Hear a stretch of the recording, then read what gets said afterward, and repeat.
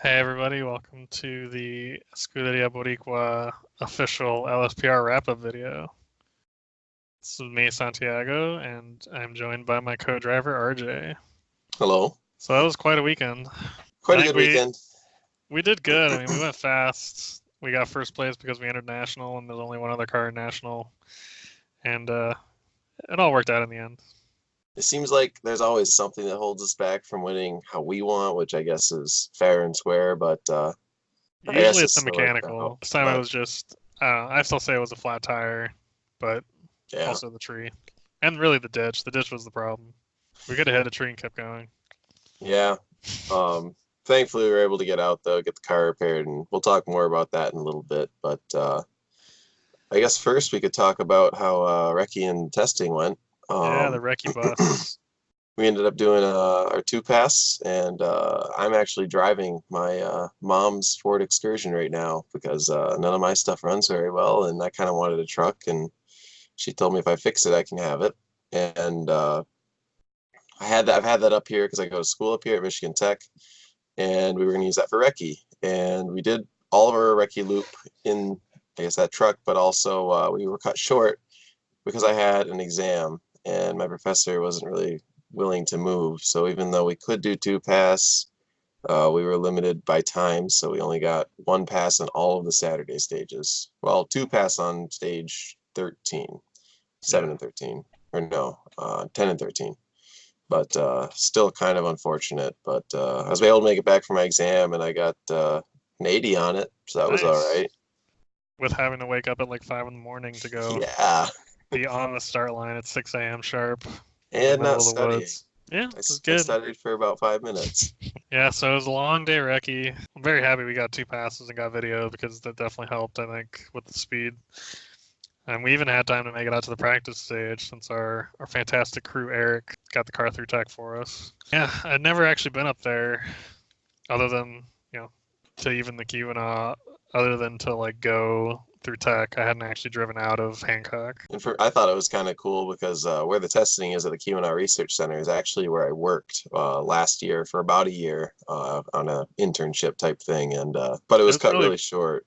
yeah, it was really wide. Well, somebody broke as well. Yeah, Somebody this ripped guy their wheel missing a lot of off. things. It was really wide and super loose. I mean, it was nice just to get the car revved out, but it was not really like any of the stages. Yeah, I mean, it is a test course, and like it's got a firm base, but with all of the traffic, and we were there kind of at the end. I mean, we could have gotten faster passes in if there was if we were there sooner, but exams and recce. So the next day, actually, Friday morning, we ended up going to the library, and I rented out a study room. We were able to do a lot of video recce there. Most of Saturday stages we were not feeling so great about.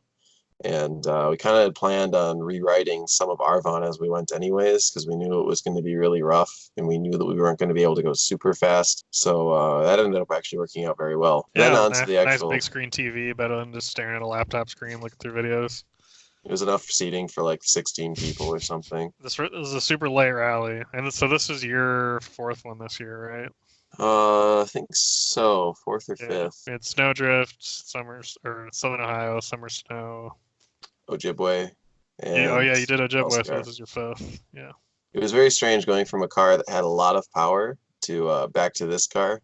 a lot Santiago of carries power, a not a ton lot of of speed. suspension. It was cool to me to see the juxtaposition. Al is fast, but he's able to really put his foot down in the straights because I mean he has the power and it doesn't really stop accelerating. Top speeds with Al were much higher than I've ever been with Santiago, but Santiago is able to carry a lot more speed in the corners because he doesn't have that power to push him through on the straights. Yeah, So it was that was fun. really weird to me because well, I guess in both cars I didn't have a whole lot of time to look up, and it's getting to the point where I don't have enough time to repeat notes if I need to. It's kind of pushing me to get better faster, I guess. So it's kind of fun. Yeah, so we started out nice park expose, long transit back to the first stage, but it was warm. It was a little slippier than we'd hoped. I got a little squirrely at the start, but we made it through just fine. Second stage, I made sure kept my foot down. We hit the hooper jump real big. We had planned on hitting that jump, the Hooper jump. We knew that it was going to be dark the second pass, so kind of looked at each other and I was like, well, are we going to get a good shot for the cameras And here or I what? didn't. Yeah, I didn't. You can't lift on the hooper jump. Everybody knows that. Based on looking at the video, we were like a little over 100, but the car nosed over in the air, landed kind of hard, and I got kind of shook up and lost sight of where the turn was. So I got on the brakes too late and blew the turn. Had to whip it around, but we only lost a little bit of time there. I think I called the note as turn 3 left or something, but by the time we got on the ground, I think we're both seeing stars a little bit. He just turned left, and that road straight ahead kind of curves Yeah, it left. was So definitely he's just like, deceptive. yeah, that's where we're going. I'm So like, oh wait, there it is. Slam on the brakes and spin the car around. it felt like it took a lot of time in the car. It also felt a lot cooler in the car, but it still looked pretty cool from the outside. So that was probably the biggest jump I've been over, at least. So I know you had a bigger one, STPR, but I mean, yeah, probably going over it at 100. I think we probably did catch more air at STPR. there's actually We nosed over even harder.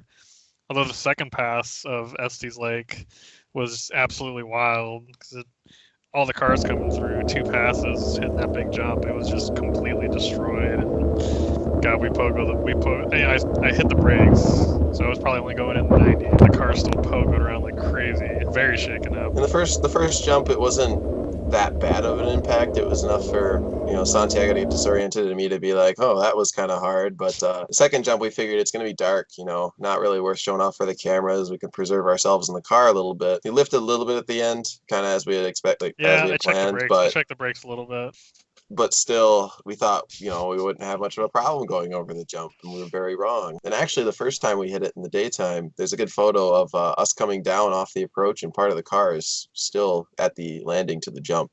Yeah, we ripped off. We put that little cover in under the front, between the front bumper and the skid plate, as a Oh, kind of a mud guard. And yeah, that was gone. then we continued Yeah. on. First service was excellent, and somewhere on the second loop, we lost the first part of the bumper.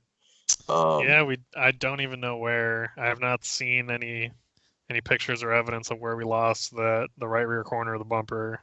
It was just kind of gone when we got back to service. Granted, stages are getting pretty rutted by now, so Yeah, there was no real moments. I mean, there were some times when we were quite sideways, but nothing where we were very far off the road. Started cutting a lot more, and I think that saved us a lot of time, but we didn't really take a whole lot of risks in that sense. no, I don't think so. Some spots were a little sloppy, but especially in Bob Lake and Estes Lake, we were going hard. Second service, everything's good. Stage 7. Stage 7. The start line was like 5 minutes from service. I hammered out pretty good. I was probably going like 80-ish, 75 to 80. Turned in for a 4, and I just lost the car. Came around on me. I'm pretty sure the tire DB'd it on entry, if not slightly before that. It was a really So strange feeling. yeah, it just It let wasn't. go. I don't think we were going any faster than what we had normally hit for us. It was kind of an aggressive speed, and he had to throw the car in just to get us around the corner. But I mean, we were sliding, and then we were backwards, and it was just a strange feeling. Yeah, And we then, probably only hit the tree at like 20. The problem was we just it threw us down in the ditch. The car was mostly fine. The bumper was jacked. The exhaust, as we found out later, was like it had hooked like the flex pipe and pulled the center of the exhaust like a foot over to the one side. So that was a little bit of late night fixing from the crew. Relatively minor fixes as far as LSPR is concerned. and every year, LSPR, we seem to get a little bit more sleep. So it was kind of nice to get more than a few hours of sleep. We went into day 2 kind of with hopes to make up time or just do something. Those stages were a lot rougher. Our first loop through Arvon was something else. I knew that it was going to be bad. We both knew it was going to be really bad based off of Recce.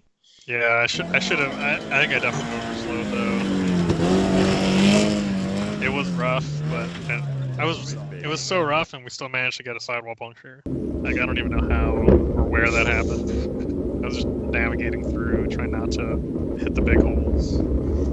At the end of the stage, we start pulling away from the time control. He does a wiggle with the car, and he's like, "I think everything's fine." And about a mile later, there's a little pavement section. And I said, "I can smell it, dude. Stop while we're on pavement." And Yep, yeah, right rear didn't puncture. even delaminate yet. We caught it just in time, but obviously the tire isn't usable. But we saw Hooper and someone else Yeah, at the end of the Hooper was stage. broken. Like El Diablo was broken there. That stage claimed a couple cars. Thankfully, just losing a tire is not too bad. Claimed less than last year. Yeah, so I mean, keep going through the first loop. trying to get some speed back. I was admittedly a little shaken up after throwing it off the road at 80 miles an hour. Yeah, it was good. Got to service, car still running well. So next loop, I decided to just try and drive smart and carry a lot more speed. We're almost 40 seconds faster on that second pass of Arbonne. I think going faster is definitely smarter in some cases because we skip over a lot of the crap instead of slamming into every single bump. I think we started to get our speed back a lot more in the first pass of Mengi. We knew Mengi was going to be a really smooth stage and a nice flowing stage, not as many straight sections to try and get speed back. But first pass, even with, I edited a few notes, but that was still like a pretty decent pass. And then the second pass, we were flying. I think it started to rain, so we were a little concerned about traction, but I was initially, but really there were sloppier spots on Friday night where there was some, the roads hadn't dried out completely. Backing it into backing it into fives, getting the car sideways in fifth gear, carry speed around the corner.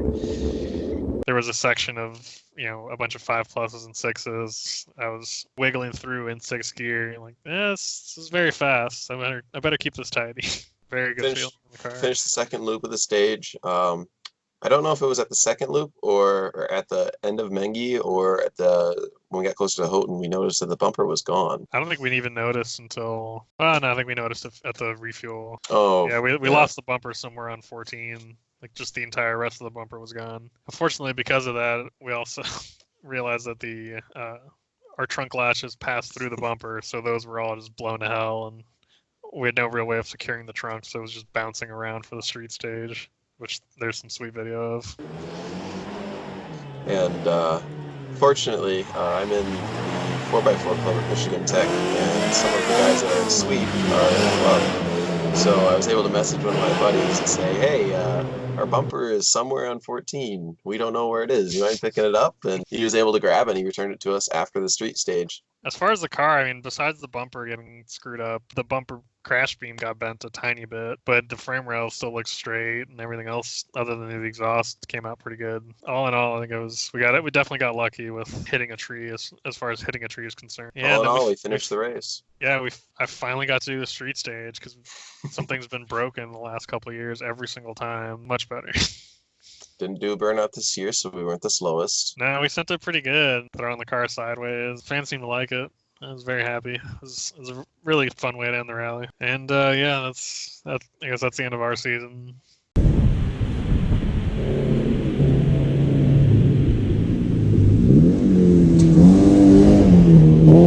Mm-hmm.